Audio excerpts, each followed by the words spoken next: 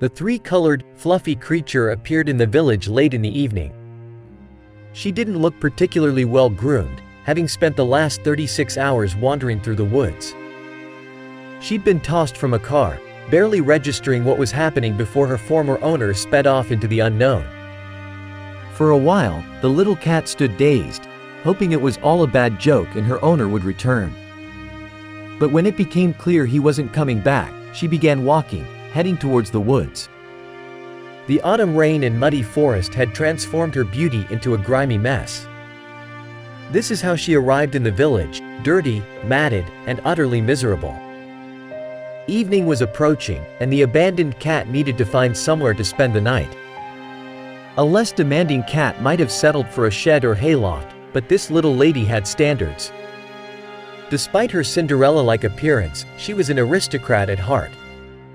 She strutted past several houses before stopping at the grandest cottage in the village, belonging to farmer Andrei Vladimirovich. This palace is perfect for me, she thought. But unexpected obstacles awaited her. Instead of a simple gate, there was a massive, imposing fence. She had to climb a tree and then leap onto the property. The house's guard dog, Mukhtar, was the first to spot her. Luckily for the cat, he was chained up. Then, Andrei Vladimirovich came out and immediately noticed the cat sitting near the flower bed. Another one dumped here. It's endless. They think just because we have a nice house, we're obligated to take in every cat in the world. We already have 2 of our own, he grumbled.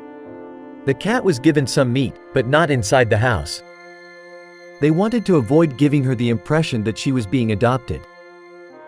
She climbed a tree again, returning to the vicinity of the house. The next morning, Andrei Vladimirovich found the bold beauty right on his doorstep. Mukhtar had stopped reacting to the uninvited guest. "What am I going to do with you?" he sighed.